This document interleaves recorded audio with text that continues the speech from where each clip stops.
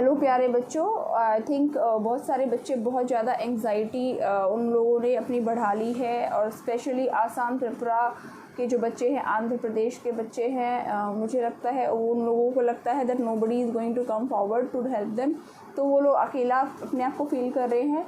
तो पहली चीज़ मैं आप लोगों को बता दूँ कि जो स्टेट बोर्ड्स के बच्चे हैं उन लोगों के लिए जो पिटीशन फाइल की गई है सुप्रीम कोर्ट में, Anubha Shrivastava Sahai versus union of India and others, वो पिटीशन फाइल हुए कई दिन हो गए हैं, लेकिन वो लिस्ट पे नहीं आ रही थी। बहुत सारे बच्चों ने मुझे अप्रोच किया कि मैम आप कुछ इसमें मदद कर दीजिए, अगर किसी तरीके से मैटर लिस्ट पे आ जाए तो, क्योंकि हर एक दिन जो है हमारा जो एंग्जाइटी लेवल है वो बहुत ज़्यादा बढ़ रहा है।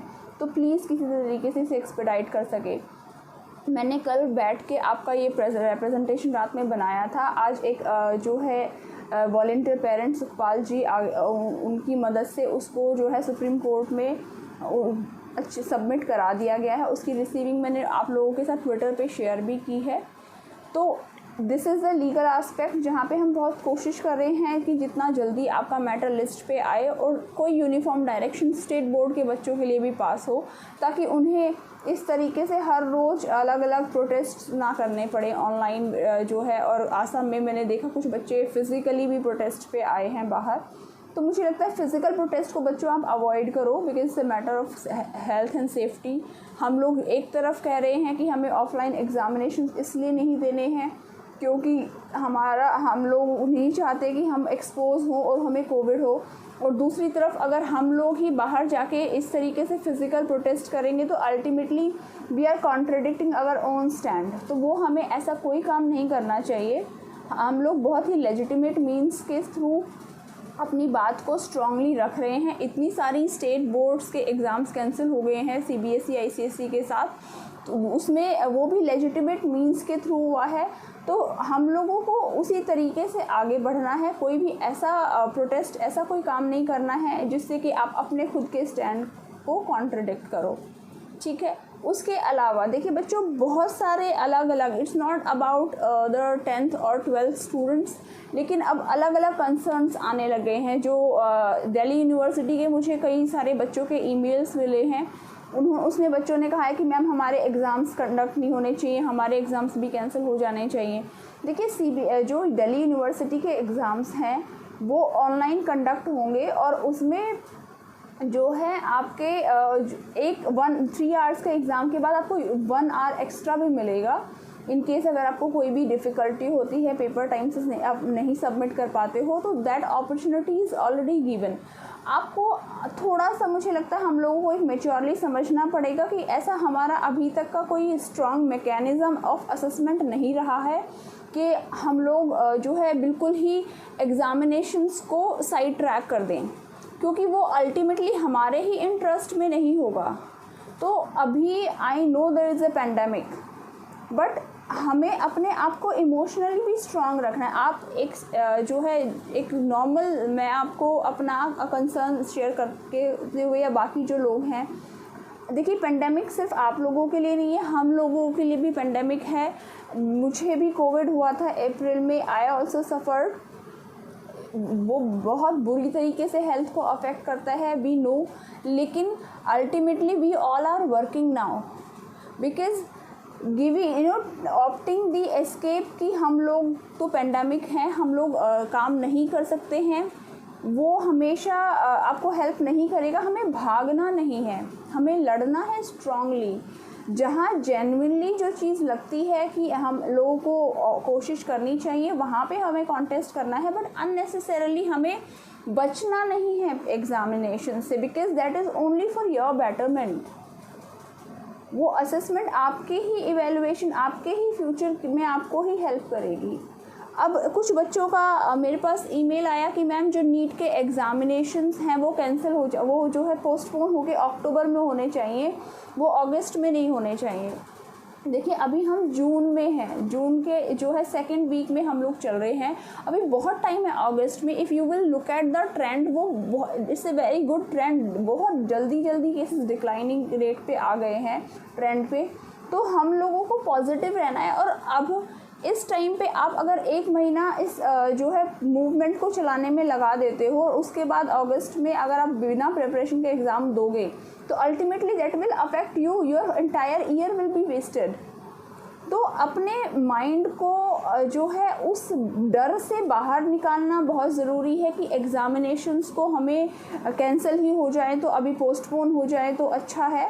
हमें भागना नहीं है, जो बेस्ट जेन्युइन हमारी डिमांड से मुझे लगता है वो हम रेज़ करें तो अच्छा रहेगा बच्चों। बाकी सिचुएशन में जहाँ पे ऑनलाइन यूनिवर्सिटी एग्ज़ाम कंडक्ट करा रही है उस चीज़ में हम लोगों को जो है इस तरीके की अप्रोच से मुझे लगता है अगर हम बचें तो अच्छा रहेगा।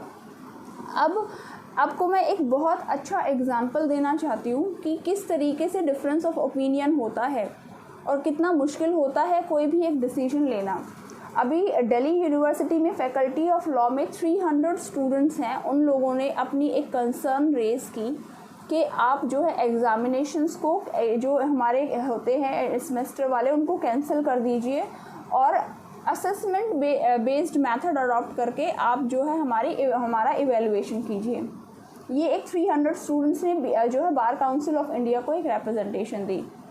अब उसके बाद आज 100 स्टूडेंट्स ने अलग एक बार काउंसिल ऑफ इंडिया को अपनी रिप्रेजेंटेशन दी। उसमें उन्होंने कहा कि नहीं, एग्ज़ाम्स को कैंसिल नहीं होना चाहिए, एग्ज़ामिनेशंस आप जो है ओपन बुक एग्ज़ाम्स कंडक्ट करा लीजिए इंस्टेड ऑफ कैंसिलेशन, वो बहुत अच्छा रहेगा। And that will they have given their own rational and justification behind it.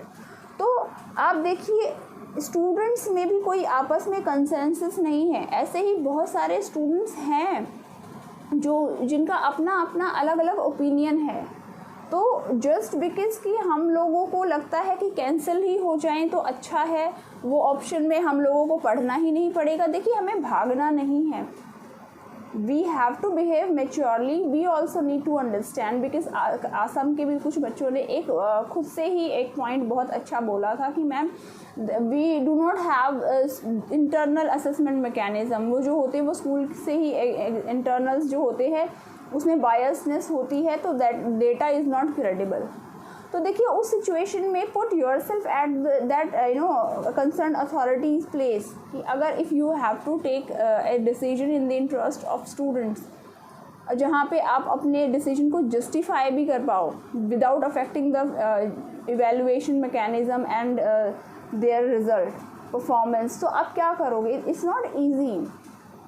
They must, अगर वो इतना टाइम लग रहा है क्योंकि आप लोग एक डिमांड रेज कर रहे हो कि नहीं हम लोग के एग्ज़ाम्स कैंसिल करो and it is taking time, तो उसमें I am sure they will be working on some mechanism so that they can take a final call, they can take a final decision.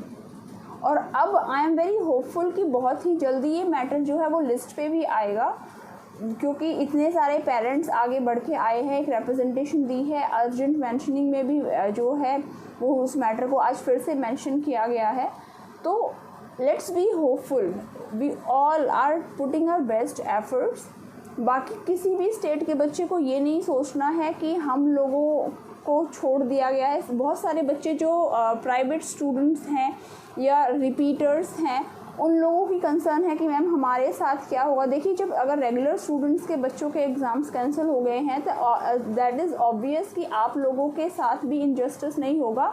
अगर किसी specific state board में अगर regular exams cancel हो गए हैं तो आपके भी होंगे, उसमें there is no ambiguity at all कि आप लोगों को जो है फोर्स किया जाएगा एग्ज़ामिनेशंस के लिए।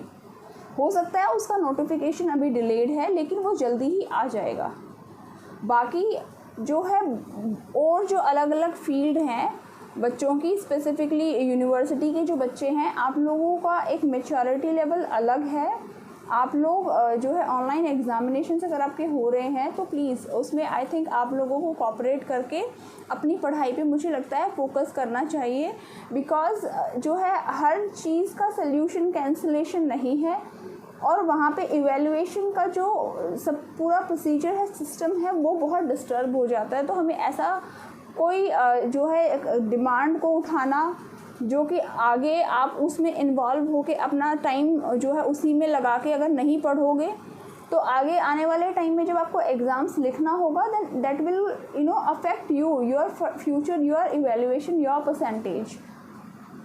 तो पढ़ाई करते रहिए, साथ में लड़ते रहिए, लेकिन जो है इम्पेशेंस होके बाहर फिज़िकल किसी प्रोटेस्ट पे मत आइए।